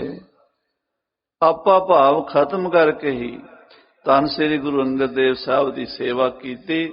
12 ਸਾਲ ਦੀ ਸੇਵਾ ਦਾ ਇਤਿਹਾਸ ਕਵੀ ਰਾਜ ਭਾਈ ਸੰਤੋਖ ਸਿੰਘ ਜੀ ਨੇ ਸੂਰਜ ਪ੍ਰਕਾਸ਼ ਵਿੱਚ ਲਿਖਿਆ ਹੈ। ਆਉਣ ਵਾਲੇ ਦਿਨਾਂ 'ਚ ਆਪਾਂ ਸਤਿਗੁਰੂ ਅਮਰਦਾਸ ਸਾਹਿਬ ਦੀ ਉਸ ਸੇਵਾ ਦਾ ਵੀ ਪ੍ਰਸੰਗ ਕਵਾਂਗੇ ਤੇ ਸੁਣਾਂਗੇ। ਭਾਵੇਂ ਉਹ ਪ੍ਰਸੰਗ ਅਸੀਂ ਬਾਰ-ਬਾਰ ਅੱਗੇ ਵੀ ਸੁਣੇ ਹੋਏ ਹਨ, ਪਰ ਗੁਰੂ ਦੀ ਭਗਤੀ ਇਹੀ ਹੈ ਵੀ ਉਹਨਾਂ ਨੂੰ ਬਾਰ-ਬਾਰ ਦੁਹਰਾਈ ਚੱਲੀਏ, ਉਹ ਸਾਡੀ ਸੁਰਤ ਵਿੱਚ ਵਸਦੇ ਰਹਿਣ। ਗੁਰੂ ਅਮਰਦਾਸ ਦਾ ਉਹ ਸੇਵਾ ਕਰਦਿਆਂ ਦਾ ਸੀਲ ਜੇ ਸਾਡੀ ਸੁਰਤ 'ਚ ਆਵੇਗਾ ਤੇ ਮਾੜੇ ਖਿਆਲ ਸਾਡੀ ਸੁਰਤ 'ਚ ਨਹੀਂ ਆਉਣਗੇ। ਸੁਰਤ ਪਵਿੱਤਰ ਰਹੇਗੀ। ਕਥਾ ਕੀਰਤਨ ਸੁਣਨ ਦਾ, ਬਾਰ-ਬਾਰ ਬਾਣੀ ਸੁਣਨ ਦਾ ਇਹੀ ਲਾਭ ਹੈ ਕਿ ਸਾਡੀ ਸੁਰਤ ਸੁੱਚੀ ਹੋ ਜਾਵੇ, ਸਾਡੇ ਖਿਆਲ ਸੁੱਚੇ ਹੋ ਜਾਣ, ਸਾਡੇ ਅੰਦਰੋਂ ਵਿਕਾਰਾਂ ਦੀ ਮੈਲ ਉਤਰ ਜਾਵੇ। ਧੰਨ ਗੁਰੂ ਅਮਰਦਾਸ ਸੱਚੇ ਪਾਤਸ਼ਾਹ ਜੀ ਦੀ ਪਾਵਨ ਬਾਣੀ। ਅੱਜ ਦਾ ਜੋ ਸ਼ਬਦ ਲੜੀਵਾਰ ਕਥਾ ਦਾ ਚੱਲ ਰਿਹਾ 603 ਅੰਗ ਉੱਤੇ, ਆਓ ਸਰਵਣ ਕਰੀਏ। ਮਨ ਬਿਰਤੀਆਂ ਇਕਾਗਰ ਕਰਕੇ ਸਾਰੀ ਸੰਗਤ ਇੱਕ ਵਾਰੀ ਆਖੋ ਸਤਿਨਾਮ ਸ੍ਰੀ ਵਾਹਿਗੁਰੂ ਸਾਹਿਬ ਜੀ। ਸਤਿਨਾਮ ਸ੍ਰੀ ਵਾਹਿਗੁਰੂ ਸਾਹਿਬ। ਸੋਰਠ ਮਹੱਲਾ ਤੀਜਾ, ਘਰ ਪਹਿਲਾ। ਸੋਰਠ ਰਾਗ ਵਿੱਚ ਤੀਸਰੇ ਪਾਤਸ਼ਾਹ ਗੁਰੂ ਅਮਰਦਾਸ ਸਾਹਿਬ ਜੀ ਉਚਾਰਨ ਕਰਦੇ ਹੈ। ਪਹਿਲੇ ਘਰ ਵਿੱਚ ਗਾਣ ਦੀ ਤਾਕੀਦ ਰਾਗੀ ਸਿੰਘਾਂ ਵਾਸਤੇ ਹੈ। ਘਰ ਕਹਿੰਦੇ ਨੇ ਤਾਲ ਨੂੰ। ਜਦੋਂ ਕੋਈ ਗਵਈਆ ਕੀਰਤਨ ਕਰਦਾ ਗਾਉਂਦਾ ਹੈ, ਇੱਕ ਉਹਨੂੰ ਸੁਰ ਦਾ ਖਿਆਲ ਰੱਖਣਾ ਪੈਂਦਾ, ਇੱਕ ਤਾਲ ਦਾ। ਸੁਰ ਤਾਲ ਦੋਵੇਂ ਮਿਲ ਕੇ ਗਾਇਆ ਜਾਂਦਾ। ਜੇ ਕਹਿੰਦੇ ਬੇਸੁਰਾ ਭਾਵੇਂ ਹੋ ਜੇ, ਬੇਤਾਲਾ ਨਾ ਹੋਵੇ। ਗਵਈਆਂ ਦੀ ਗੱਲ ਹੈ, ਉਹ ਕਹਿੰਦੇ ਬੇਸੁਰਾ ਭਾਵੇਂ ਹੋ ਜੇ, ਬੇਤਾਲਾ ਨਾ ਹੋਵੇ। ਤਾਲ ਸੁਰ ਤੋਂ ਵੀ ਜ਼ਿਆਦਾ ਜ਼ਰੂਰੀ ਹੁੰਦਾ ਹੈ। ਸੁਰ ਤਾਲ ਦੇ ਵਿੱਚ ਮਹਾਰਾਜ ਨੇ ਬਾਣੀ ਗਾਈ ਹੈ, ਰਾਗ ਵੀ ਲਿਖੇ ਨੇ ਤੇ ਉਹਨਾਂ ਨੂੰ ਗਾਣ ਦੇ ਤਾਲ ਵੀ ਲਿਖੇ। ਪਹਿਲੇ ਘਰ ਵਿੱਚ ਇਹ ਸ਼ਬਦ ਗਾਣਾ ਹੈ ਤਿਹ ਗੁਣੀ ਤ੍ਰਿਭਵਨ ਵਿਆਪਿਆ ਭਾਈ, ਗੁਰਮੁਖ ਬੂਝ ਬੁਝਾਏ। ਧੰਨ ਸ੍ਰੀ ਗੁਰੂ ਅਮਰਦਾਸ ਸਾਹਿਬ ਜੀ ਫਰਮਾਨ ਕਰਦੇ ਹਨ, ਇਹ ਸਾਰਾ ਜਗਤ ਤਿੰਨੇ ਭਾਵਨ ਤਿੰਨਾਂ ਗੁਣਾਂ ਵਿੱਚ ਵਿਆਪਕ ਹਨ। ਤਿੰਨ ਗੁਣ ਕਿਹੜੇ ਹਨ ਸਾਧ ਸੰਗਤ ਜੀ? ਸਤੋਗੁਣ, ਰਜੋਗੁਣ, ਤਮੋਗੁਣ। ਦੁਨੀਆ ਦੀ ਹਰ ਚੀਜ਼ ਇਹਨਾਂ ਤਿੰਨਾਂ ਗੁਣਾਂ ਦੇ ਅੰਦਰ ਹੈ। ਤਿੰਨਾਂ ਗੁਣਾਂ ਦਾ ਹੀ ਪਸਾਰਾ ਇਹ ਸਾਰਾ ਸੰਸਾਰ ਹੈ। ਸਵੇਰ, ਦੁਪਹਿਰ, ਸ਼ਾਮ, ਇਹ ਵੀ ਤਿੰਨ ਗੁਣਾ ਹੈ। ਸਵੇਰਾ ਸਤੋਗੁਣੀ ਹੈ, ਦੁਪਹਿਰਾ ਰਜੋਗੁਣੀ ਹੈ, ਸ਼ਾਮ ਤਮੋਗੁਣੀ ਹੈ। ਖਾਣਾ ਵੀ ਤਿੰਨ ਪ੍ਰਕਾਰ ਦਾ ਹੈ। ਰਜੋਗੁਣੀ ਖਾਣਾ, ਤਮੋਗੁਣੀ ਖਾਣਾ, ਸਤੋਗੁਣੀ ਖਾਣਾ। ਤਾਜ਼ਾ ਬਣਿਆ ਹੋਵੇ, ਹਲਕਾ ਫੁਲਕਾ, ਮੂੰਗੀ ਮਸਰੀ ਦੀ ਦਾਲ, ਕੋਈ ਹਰੀ ਸਬਜ਼ੀ ਜਾਂ ਕੋਈ ਤਾਕਤ ਵਾਲੀ, ਮਨ ਨੂੰ ਸ਼ੁੱਧ ਕਰਨ ਵਾਲੀ ਹਲਕੀ ਫੁਲਕੀ ਚੀਜ਼ ਹੈ ਜਿਹੜੀ, ਦੁੱਧ ਆਦਿ, ਇਹ ਸਾਤਵਿਕ ਮੰਨਿਆ ਜਾਂਦਾ ਹੈ। ਜਿਹਦੇ ਵਿੱਚ ਭਾਰਾਪਣ ਹੋਵੇ, ਤਾਕਤ ਜ਼ਿਆਦਾ ਹੋਵੇ, ਉਹਨੂੰ ਰਜੋਗੁਣ ਮੰਨਿਆ ਜਾਂਦਾ ਹੈ। ਰਾਜਸੀ ਖਾਣਾ, ਰਾਜਿਆਂ ਦਾ ਖਾਣਾ, ਸ਼ਿਕਾਰ ਆਦਿ ਖੇਡ ਕੇ ਖਾਣਾ, ਮਾਸ ਖਾਣਾ, ਉਹ ਸਾਰਾ ਰਜੋਗੁਣੀ ਹੈ। ਤਮੋਗੁਣੀ ਖਾਣਾ ਉਹ ਹੁੰਦਾ ਜਿਹੜਾ ਬਾਸਾ ਵੀ ਹੋਵੇ, ਭਾਰਾ ਵੀ ਹੋਵੇ ਤੇ ਅਪਵਿੱਤਰ ਤੇ ਅਸ਼ੁੱਧ ਹੋਵੇ, ਕੌੜਾ ਕਸੈਲਾ ਜਿਹਾ ਹੋਵੇ। ਪਹਿਰਾਵਾ ਵੀ ਤਿੰਨ ਪ੍ਰਕਾਰ ਦਾ ਹੈ। ਚਿੱਟੇ ਬਸਤਰ ਜਿਹੜੇ ਹਨ ਇਹ ਸਾਤਵਿਕ ਬਸਤਰ ਹਨ। ਲਾਲ ਆਦਿਕ ਰੰਗਾਂ ਵਾਲੇ ਬਸਤਰ ਜਿਹੜੇ ਵਿੱਚ ਦਰਮਿਆਨੇ ਰੰਗਾਂ ਵਾਲੇ, ਇਹ ਰਾਜਸੀ ਬਸਤਰ ਹਨ। ਕਾਲੇ ਬਸਤਰ ਜਿਹੜੇ ਤਾਮਸੀ ਬਸਤਰ ਹਨ। ਇਹ ਰੰਗਾਂ ਦਾ ਵੀ ਭੇਦ ਹੈ। ਇਸੇ ਤਰ੍ਹਾਂ ਬੰਦੇ ਦਾ ਸਾਧ ਸੰਗਤ ਜੀ ਬਚਪਨ ਜਿਹੜਾ ਹੈ ਉਹ ਤਾਮਸੀ ਬਿਰਤੀ ਹੈ, ਕਿਉਂਕਿ ਉਦੋਂ ਉਹਨੂੰ ਸਮਝ ਕੁਛ ਨਹੀਂ ਹੁੰਦੀ। ਜਿਹੜੀ ਜਵਾਨੀ ਹੈ ਰਾਜਸੀ ਬਿਰਤੀ ਹੈ। ਬੁਢੇਪਾ ਸਾਤਵਿਕ ਬਿਰਤੀ ਹੈ, ਬਹੁਤ ਨੌਲੇਜ ਹੋ ਜਾਂਦੀ, ਬਹੁਤ ਗਿਆਨ ਹੋ ਜਾਂਦਾ ਹੈ। ਇਸੇ ਤਰ੍ਹਾਂ ਹੀ ਖਾਲਸਾ ਜੀ ਬੋਲੀ ਵੀ ਤਿੰਨ ਪ੍ਰਕਾਰ ਦੀ ਹੈ, ਵਿਹਾਰ ਵੀ ਤਿੰਨ ਪ੍ਰਕਾਰ ਦਾ ਹੈ।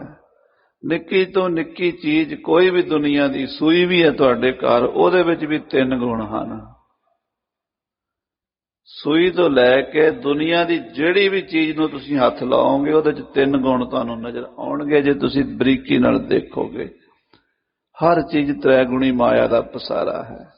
ਏਕਾ ਮਾਈ ਜੁਗਤ ਵਿਆਈ, ਤਿੰਨ ਚੇਲੇ ਪ੍ਰਵਾਨ। ਮਾਇਆ ਦੇ ਤਿੰਨ ਚੇਲੇ ਹਨ, ਮਾਇਆ ਦੇ ਤਿੰਨ ਪੁੱਤਰ ਹਨ। ਮਾਇਆ ਵਿਆਈ, ਵਿਆਈ ਦਾ ਮਤਲਬ ਵਿਆਹੀ ਨਹੀਂ। ਕਈ ਸਮਝ ਲੈਂਦੇ ਆ ਵੀ ਵਿਆਹੀ ਦਾ ਮਤਲਬ ਵਿਆਹੀ ਹੈ। ਵਿਆਹ ਸ਼ਾਦੀ ਉਹ ਗੱਲ ਹੋਰ ਹੈ। ਵਿਆਹੀ ਦਾ ਮਤਲਬ ਹੁੰਦਾ ਪ੍ਰਸੂਤ ਹੋਣਾ, ਬੱਚਾ ਜਨਮ ਦੇਣਾ। ਆਪਾਂ ਪੰਜਾਬ ਵਿੱਚ ਆਮ ਕਹਿੰਦੇ ਮੇਰੀ ਮੱਝ ਵਿਆਹੀ ਹੈ, ਗਾਂ ਵਿਆਹੀ, ਏਦਾਂ ਹੀ ਕਹਿੰਦੇ ਨਾ, ਪ੍ਰਸੂਤ ਹੋਈ ਹੈ। ਉਹ ਮਾਇਆ ਜਦੋਂ ਪਰਮੇਸ਼ਰ ਕਾਲ ਪੁਰਖ ਸ੍ਰਿਸ਼ਟੀ ਦੀ ਰਚਨਾ ਕਰਦੇ ਨੇ, ਇੱਕ ਕੀਤਾ ਪਸਾਓ, ਇੱਕੋ ਕਵਾਓ, ਤਿਸਤੇ ਹੋਏ ਲੱਖ ਦਰਿਆਓ। ਜਦੋਂ ਮਹਾਰਾਜ ਇੱਕ ਤੋਂ ਅਨੇਕ ਹੁੰਦੇ ਨੇ ਤਾਂ ਆਪਣੀ ਮਾਇਆ ਨਾਲ ਹੁੰਦੇ ਨੇ। ਪਰਮੇਸ਼ਰ ਉਹ ਕਿੱਦਾਂ ਹੁੰਦਾ? ਪਰਮੇਸ਼ਰ ਆਪਣੇ ਸਰੂਪ ਵਿੱਚ, ਅਖੰਡ ਸਰੂਪ ਵਿੱਚ ਬਿਰਾਜਮਾਨ, ਦੂਸਰਾ ਕੁਛ ਨਹੀਂ। ਕੀ ਹੈ ਉਹਦੇ ਬਾਰੇ ਮੈਂ ਦੱਸ ਨਹੀਂ ਸਕਦਾ। ਗੁਰੂ ਬਾਣੀ 'ਚ ਵੀ ਕਹਿ ਦਿੱਤਾ ਵੀ ਕੋਈ ਦੱਸ ਨਹੀਂ ਸਕਦਾ। ਵਿਗਿਆਨਕ ਵੀ ਕਹਿੰਦੇ ਨੇ ਵੀ ਉਹ ਧਮਾਕਾ ਜਿਹੜਾ ਪਹਿਲਾਂ ਹੋਇਆ ਸੀ ਉਸ ਤੋਂ ਪਹਿਲੇ ਕੀ ਸੀ ਅਸੀਂ ਨਹੀਂ ਦੱਸ ਸਕਦੇ। ਪਹਿਲਾ ਜਿਹੜਾ ਧਮਾਕਾ ਹੋਇਆ, ਵਿਸਫੋਟ ਹੋਇਆ, ਜਦੋਂ ਬਹੁਤ ਸਾਰੀਆਂ ਗਲੈਕਸੀਆਂ, ਚੰਦ, ਸੂਰਜ ਪ੍ਰਕਾਸ਼ 'ਚ ਆਉਂਦੇ ਨੇ, ਉਸ ਤੋਂ ਪਹਿਲਾਂ ਕੀ ਸੀ? ਕੁਛ ਨਹੀਂ। ਗੁਰੂ ਗ੍ਰੰਥ ਸਾਹਿਬ ਇਹ ਗੱਲ ਕਹਿੰਦੇ ਨੇ, ਅਰਬਦ ਨਰਬਦ ਧੁੰਦੂਕਾਰਾ। ਅਰਬਦ ਨਰਬਦ ਕੋਈ ਅੰਤ ਨਹੀਂ, ਬੇਅੰਤ ਕਰੋੜਾਂ ਅਰਬਾਂ ਖਰਬਾਂ ਸਾਲ ਧੁੰਦੂਕਾਰ ਰਿਹਾ। ਵਾਹਿਗੁਰੂ ਹੀ ਜਾਣਦਾ ਕੀ ਸੀ। ਅਰਬਦ ਨਰਬਦ ਧੁੰਦੂਕਾਰਾ, ਧਰਨ ਨਾ ਗਗਨਾ ਹੁਕਮ ਅਪਾਰਾ। ਨਾ ਦਿਨ ਰਹਿਣ, ਨਾ ਚੰਦ, ਨਾ ਸੂਰਜ। ਨਾ ਦਿਨ ਸੀ ਨਾ ਰਾਤ ਸੀ, ਨਾ ਚੰਦ ਸੀ ਨਾ ਸੂਰਜ ਸੀ, ਨਾ ਸੱਚ ਸੀ ਨਾ ਝੂਠ ਸੀ, ਨਾ ਸੱਚ ਝੂਠ ਤੋਂ ਵੱਖਰਾ ਸੀ। ਪਤਾ ਨਹੀਂ ਕੀ ਸੀ।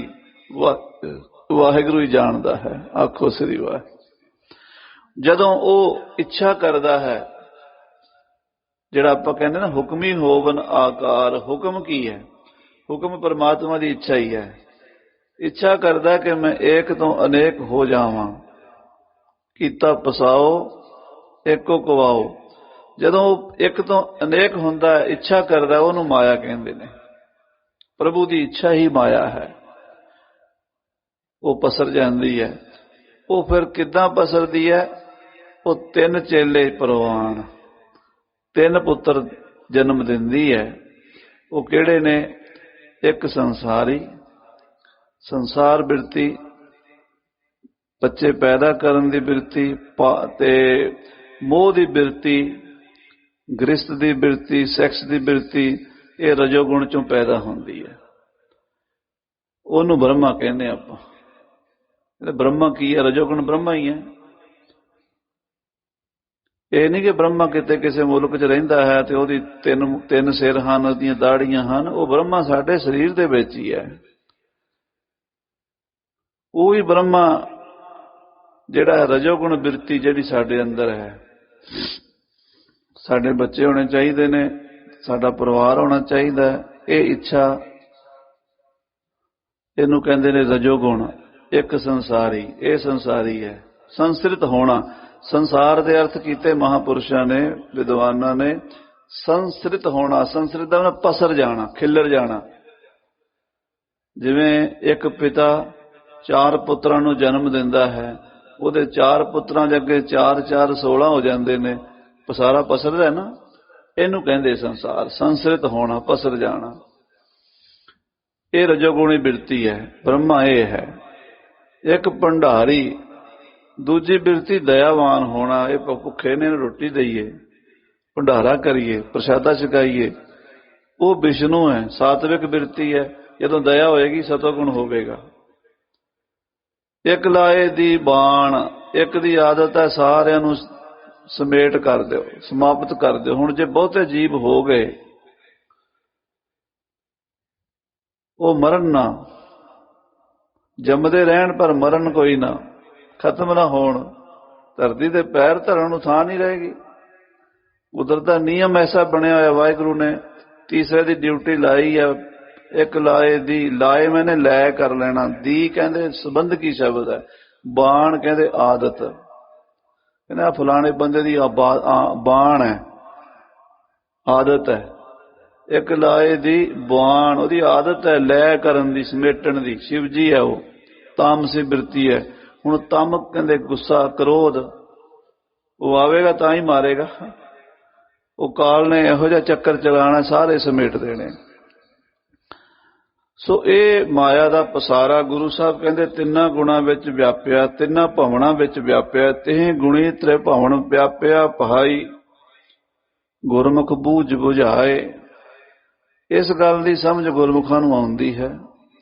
ਗੁਰੂ ਸਾਹਿਬ ਜੀ ਕਿਰਪਾ ਕਰਕੇ ਸੋਝੀ ਦਿੰਦੇ ਹਨ ਕਿ ਮਾਇਆ 3 ਗੁਣੀ ਹੈ, ਤੇ ਇਸ 3 ਗੁਣੀ ਮਾਇਆ ਚੋਂ ਨਿਕਲਣ ਦਾ ਰਸਤਾ ਵੀ ਦੱਸਦੇ ਨੇ।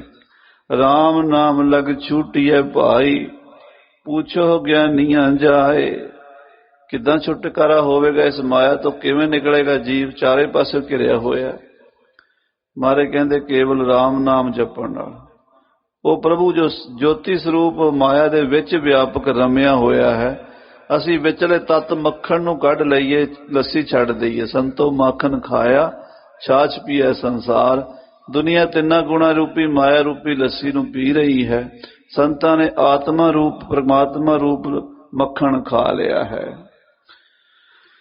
ਪੁੱਛੋ ਗਿਆਨੀਆਂ ਜਾਏ। ਗਿਆਨੀ ਜਿਨ੍ਹਾਂ ਨੇ ਆਤਮਾ ਨੂੰ ਜਾਣਿਆ ਉਹਨੂੰ ਗਿਆਨੀ ਕਹਿੰਦੇ ਨੇ। ਗਿਆਨੀ ਔਰ ਅਗਿਆਨੀ ਦਾ ਨਿਰਣਾ ਪੰਡਤ ਸੁਖਾ ਸਿੰਘ ਜੀ ਮਹਾਰਾਜ ਅਧਿਆਤਮ ਪ੍ਰਕਾਸ਼ ਵਿੱਚ ਕਰਦੇ ਹਨ। ਉਹ ਕਹਿੰਦੇ ਹਨ, ਭੂਲ ਗਇਓ ਅਗਿਆਨ ਤੇ ਆਤਮ ਆਪਨ ਰੂਪ, ਤਾਹੀ ਕੋ ਫਿਰ ਜਾਣਬੋ ਗਿਆਨ ਕਹਿਤ ਕਵੀ ਭੂਪ। ਅਗਿਆਨ ਕੀ ਹੈ? ਅਗਿਆਨ ਦਾ ਲੱਛਣ ਸਾਧ ਸੰਗਤ ਜੀ ਸ੍ਰੀ ਨਾਨਕ ਪ੍ਰਕਾਸ਼ ਵਿੱਚ ਇਉਂ ਵੀ ਦੱਸਿਆ। ਮਹਾਰਾਜ ਗੁਰੂ ਨਾਨਕ ਸਾਹਿਬ ਕਹਿੰਦੇ ਨੇ ਰਾਏ ਬੁਲਾਰ ਨੂੰ ਕਿ ਰਾਏ ਬੁਲਾਰ ਜੀ, ਹਨੇਰੇ ਵਿੱਚ ਤੇ ਅਗਿਆਨ 'ਚ ਫਰਕ ਹੈ। ਹਨੇਰੇ ਵਿੱਚ ਤੇ ਅਗਿਆਨ 'ਚ ਕੀ ਫਰਕ ਹੈ? ਕੋਈ ਕਮਰਾ ਬੰਦ ਹੋਵੇ, ਮੱਸਿਆ ਦੀ ਰਾਤ ਹੋਵੇ, ਕਮਰੇ ਵਿੱਚ ਬੰਦਾ ਬਿਠਾਇਆ ਹੋਵੇ, बाहरों भी हनेरा ते अंदरों भी हनेरा, कोई दीवा बत्ती मोमबत्ती कोई लालटैन कोई बिजली का बल्ब ना जगदा होवे, कुप हनेरा होवे, उस बंदे नूं यह नहीं पता रहिंदा भी दरवाजा किहड़े पासे है, खिड़की किहड़े पासे है, पूरब पश्चिम का उन्होंने ज्ञान नहीं रहिंदा, उन्होंने सारे पासे हनेरा। पर उन्होंने बाहरों कोई आवाज मार के पूछे कमरे च कौन है, वो कहता मैं फलाना स्यों हाँ। ਇਹਦਾ मतलब ਉਹਨੂੰ ਆਪਣਾ ਤਾਂ पता ना मैं कौन हाँ, ਉਹਨੂੰ होर चीज का नहीं पता, ਉਹਨੂੰ ਇਹ नहीं पता कि मंजा कित्थे पिया, कुर्सी कित्थे पई, मेज कित्थे पिया, दरवाजा किधर है, खिड़की किधर है, उपर थले का ਉਹਨੂੰ कुछ सोचदा नहीं पिया। पर इन्ना पता कि मैं कौन हाँ। कहते अज्ञान च यह फर्क है भी अज्ञान च यह भी नहीं पता मैं कौन हाँ। अज्ञान दे विच जीव नूं ही पता नहीं कि मैं परमात्मा की जोत हाँ, वो अपने आप नूं समझ नहीं सकिया मैं कौन हाँ। आखो श्री वाहिगुरू। अज्ञान हनेरे नालों किते वध खतरनाक है। हनेरा तो अपने आप का तो पता हनेरे विच, अज्ञान च अपने आप का भी पता नहीं।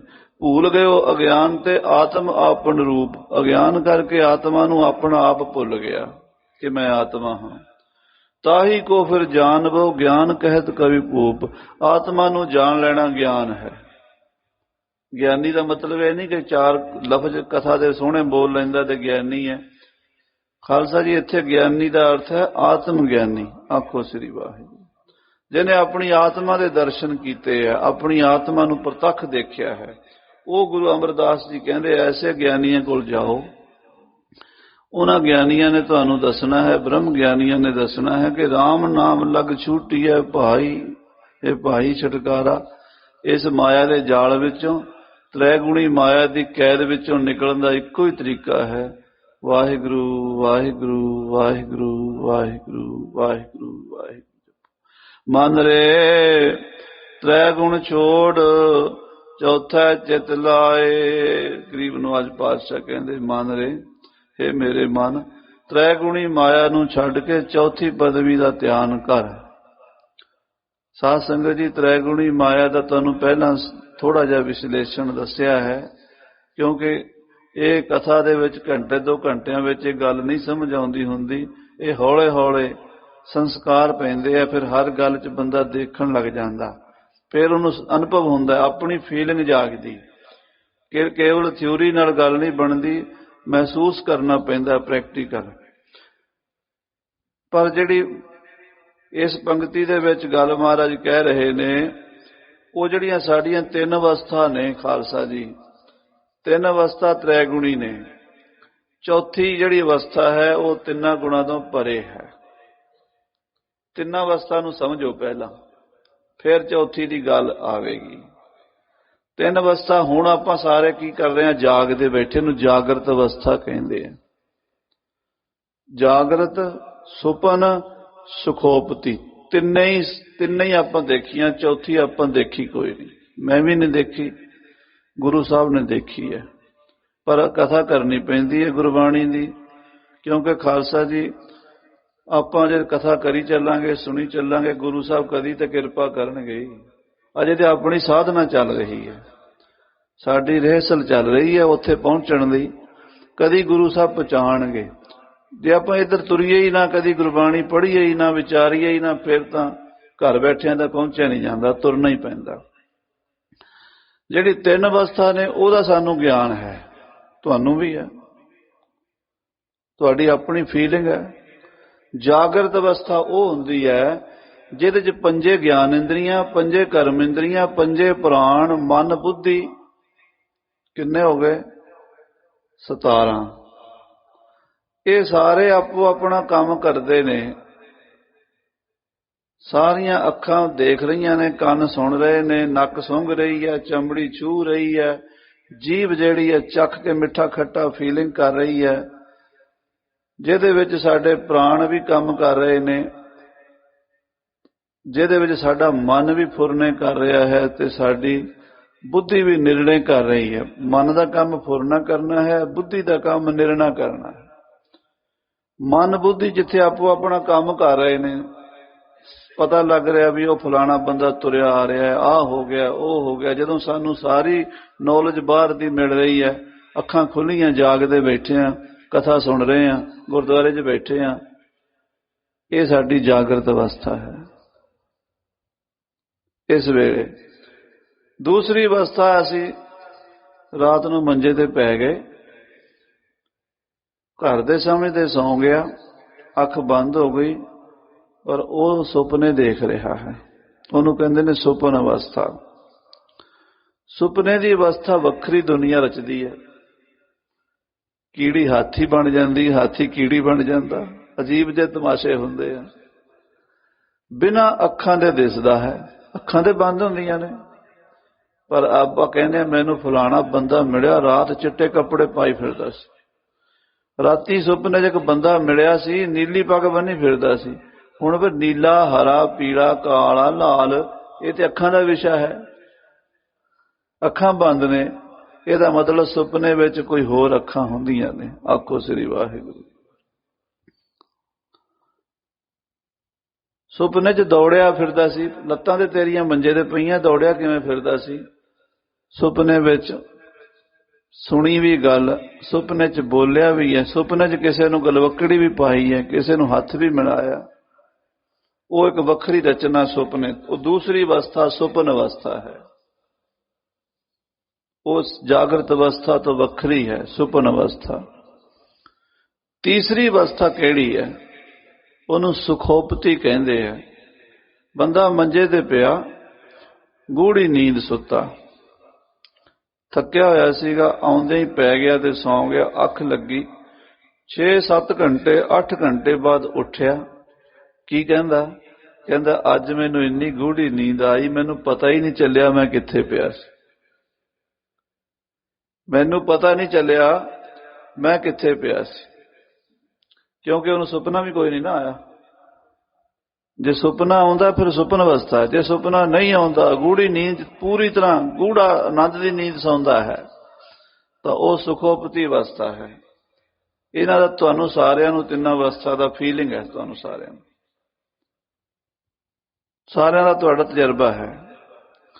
और यह भी तुसीं कई बारी कहा होना भी मैं अज इन्नी गूढ़ी नहीं सुता, मैनूं पता नहीं चलिया कित्थे पिया। हुण ये पुछो, जिहड़ा 7 घंटे सौ के उठिया और कह रहा है कि मैनूं पता नहीं चलिया कि मैं कित्थे पिया सी, उहनूं ये पुछो भी पता ना चलण दा पता किहनूं चलिया है?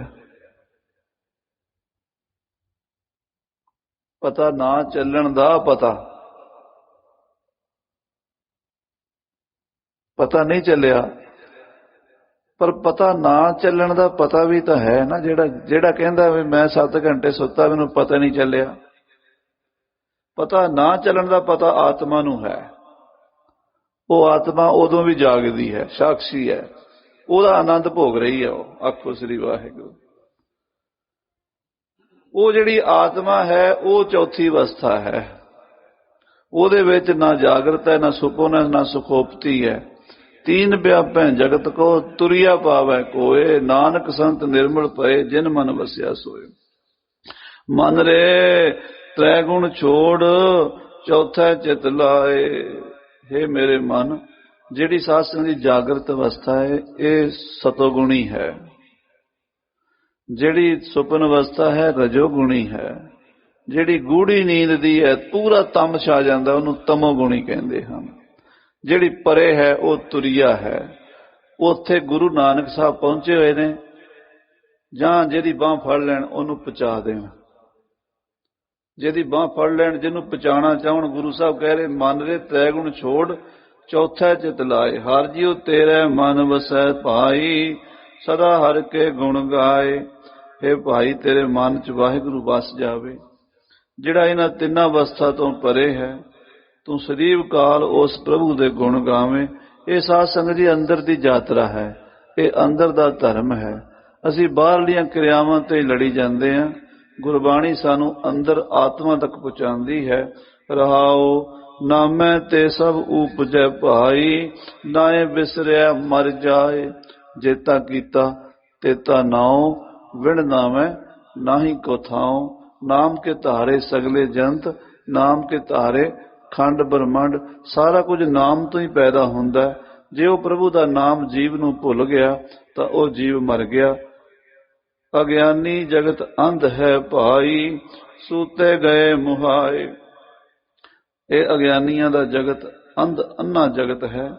हे भाई सुते ही जीव ये सारी जिंदगी लंघा लेंदे अज्ञानता की नींद विच ही, पता ही नहीं चलता, गुरु की बाणी का ज्ञान ले ही नहीं सकते।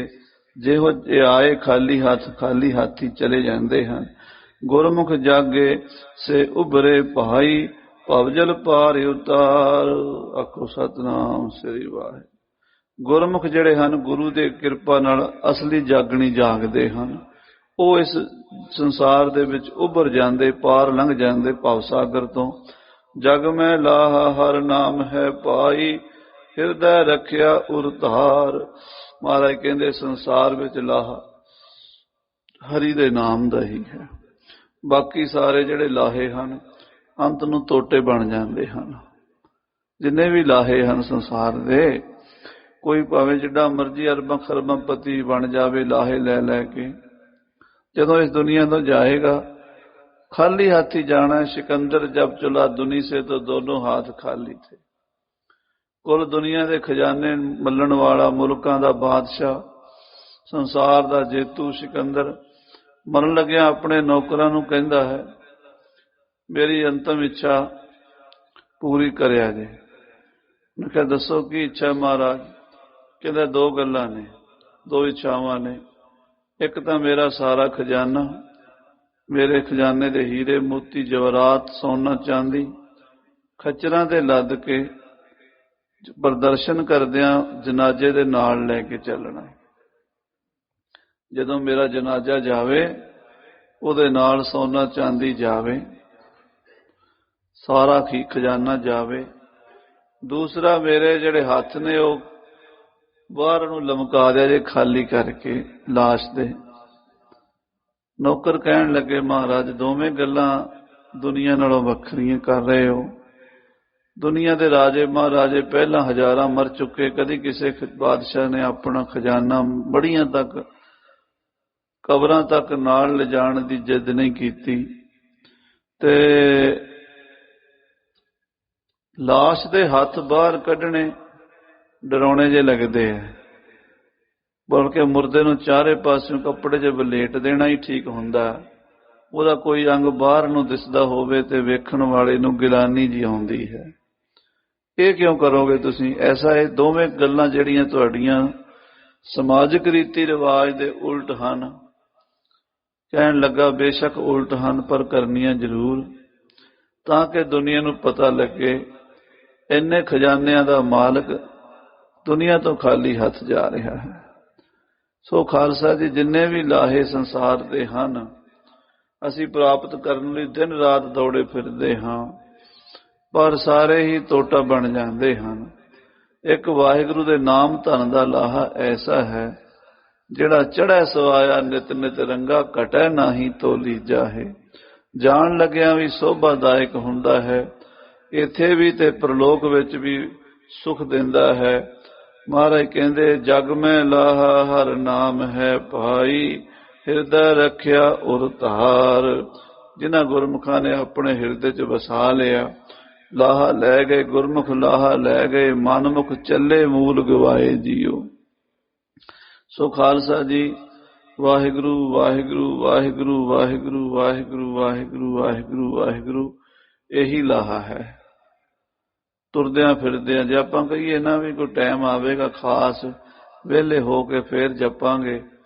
साडे एक सज्जन हुंदा सी, ਉਹਨੇ क्या करना ज्ञानी जी बस 3-4 महीने प्रॉपर्टी डीलर सीगा, कहते बस 3-4 महीने आपां काम करना ते फिर आपां पहाड़ां विच चल के ना उत्थे बस रब रब ही करना। वो फिर 3 महीने बाद असीं इकट्ठे होया करना। फिर उन्हें कह देना वो ज्ञानी जी बस 2-3 महीने काम कर लईए, 5-7 किले प्लाट ले कट के बेच के फिर आपां पौंटे साहब जां किते उत्ते पहाड़ां विच ही चले जाना। फिर 3-4 महीने बाद उवें ही करदे करदे बेचारा बंदा चंगा सीगा, पर ये जिहड़ी इच्छा है ना वो विच मन दे रह गई। तो खालसा जी ये कोई पता नहीं अगला सवास आना कि नहीं आना। महाराज ने बचन लिखा, पीसत पीसत चाबिया सोई निभ्या साथ। कोई आटा पी रहा सी, पी के बोरी भर के ते पिछे ला के तुर पिया, ते ओ रस्ते च मींह पैण करके चिक्कड़ होया सी, पैर ते लग्या, चिक्कड़ च आटा डिग पिया, सारा गया। ਜਿਹੜੇ ਕੋਈ ਦਾਣੇ ਉਹਨੇ ਪੀਂਦਿਆਂ ਪੀਂਦਿਆਂ ਚੱਬ ਲਏ ਸੀ ਨਾ, ਉਹ ਪੇਟ ਵਿੱਚ ਸਨ। ਉਹਦੀ ਕੋਈ ਤਾਕਤ, ਉਹਦਾ ਕੋਈ ਆਧਾਰ ਸੀਗਾ। ਮਹਾਰਾਜ ਨੇ ਸ਼ਲੋਕ ਲਿਖਿਆ ਗੁਰੂ ਗ੍ਰੰਥ ਸਾਹਿਬ ਕਬੀਰ ਜੀ ਨੇ, ਕਬੀਰ ਕੀਚੜ ਆਟਾ ਗਿਰ ਭਰਿਆ ਕਛੂ ਨਾ ਆਇਆ ਹਾਥ, ਪੀਸਤ ਪੀਸਤ ਚਾਬਿਆ ਸੋਈ ਨਿਭਿਆ ਸਾਥ। ਜਿਹੜੇ ਆਪਾਂ ਕੰਮ ਕਰਦਿਆਂ ਤੁਰਦਿਆਂ ਫਿਰਦਿਆਂ ਹੁਣੇ ਹੀ ਵਾਹਿਗੁਰੂ ਵਾਹਿਗੁਰੂ ਕਰ ਲਈਏ, ਠੀਕ ਹੈ। ਜੇ ਆਪਾਂ ਨੂੰ ਕਹੇ ਨਾ ਵੀ ਟਾਈਮ ਦੇਵੇਗੀ ਕੁਦਰਤ ਨੇ, ਕੋਈ ਟਾਈਮ ਨਹੀਂ ਦੇਣਾ ਵੀ ਆਪਾਂ ਵਿਹਲੇ ਬਹਿ ਕੇ ਰਿਟਾਇਰ ਹੋ ਕੇ ਨਾਮ ਜਪਾਂਗੇ, ਇਹ ਨਹੀਂ ਹੋ ਸਕਦਾ। ਸੋ ਹੁਣੇ ਹੀ ਭਾਈ ਲਾਹਾ ਖੱਟ ਲਓ। ਗੁਰ ਸਰਨਾਈ ਉਭਰੇ ਭਾਈ, ਰਾਮ ਨਾਮ ਲਿਵ ਲਾਏ। ਸਤਿਗੁਰੂ ਦੀ ਸ਼ਰਨ ਪੈ ਕੇ ਭਾਈ ਗੁਰਮੁਖ ਜਨ ਉੱਭਰ ਜਾਂਦੇ ਸੰਸਾਰ ਤੋਂ, ਰਾਮ ਦੇ ਨਾਮ ਵਿੱਚ ਲਿਵ ਲਾ ਕੇ ਤਰ ਜਾਂਦੇ। ਨਾਨਕ ਨਾਉ ਬੇੜਾ ਨਾਉ ਤੁਲਹੜਾ ਭਾਈ, ਜਿਤ ਲਗ ਪਾਰ ਜਨ ਪਾਏ। ਸ੍ਰੀ ਸਤਿਗੁਰੂ ਮਹਾਰਾਜ ਸਾਹਿਬ ਜੀ ਕਹਿੰਦੇ ਨੇ, ਨਾਮ ਹੀ ਸਾਡਾ ਬੇੜਾ ਹੈ, ਨਾਮ ਹੀ ਸਾਡਾ ਤੁਲਹਾ, ਛੋਟੀ ਕਿਸ਼ਤੀ ਹੈ, ਜਿਹਦੇ ਤੇ ਤਰ ਕੇ ਭਵ ਸਾਗਰ ਤੋਂ, ਸੰਸਾਰ ਦੇ ਦੁੱਖਾਂ ਤੋਂ ਵੀ ਤਰਿਆ ਜਾਵੇ ਤੇ ਪਰਲੋਕ ਦੀਆਂ ਵੈਤਰਣੀ ਨਦੀਆਂ ਵੀ ਤਰੀਆਂ ਜਾਣ। ਉਹ ਇੱਕੋ ਹੀ ਹੈ, ਵਾਹਿਗੁਰੂ ਨਾਮ ਜਹਾਜ਼ ਹੈ, ਚੜੇ ਸੋ ਉਤਰੇ ਪਾਰ, ਜੋ ਸ਼ਰਧਾ ਕਰ ਸੇਵਦੇ ਗੁਰੂ ਪਾਰ ਉਤਾਰਨ ਹਾਰ। ਸੋ ਭਾਈ ਗੁਰੂ ਸਾਹਿਬ ਦੇ ਲੜ ਲੱਗੀਏ, ਆਪਣਾ ਜੀਵਨ ਸਫਲਾ ਬਣਾਈਏ, ਭੁੱਲਾਂ ਚੁੱਕਾਂ ਦੀ ਖਿਮਾ। ਗੁਰ ਸਰਨਾਈ ਉਭਰੇ ਭਾਈ, ਰਾਮ ਨਾਮ ਲਿਵ ਲਾਏ। ਨਾਨਕ ਨਾਉ ਬੇੜਾ ਨਾਉ ਤੁਰਹੜਾ ਭਾਈ, ਜਿਤ ਲਗ ਪਾਰ ਜਨ ਪਾਏ। ਵਾਹਿਗੁਰੂ ਜੀ ਕਾ ਖਾਲਸਾ, ਵਾਹਿਗੁਰੂ ਜੀ ਕੀ ਫਤਿਹ।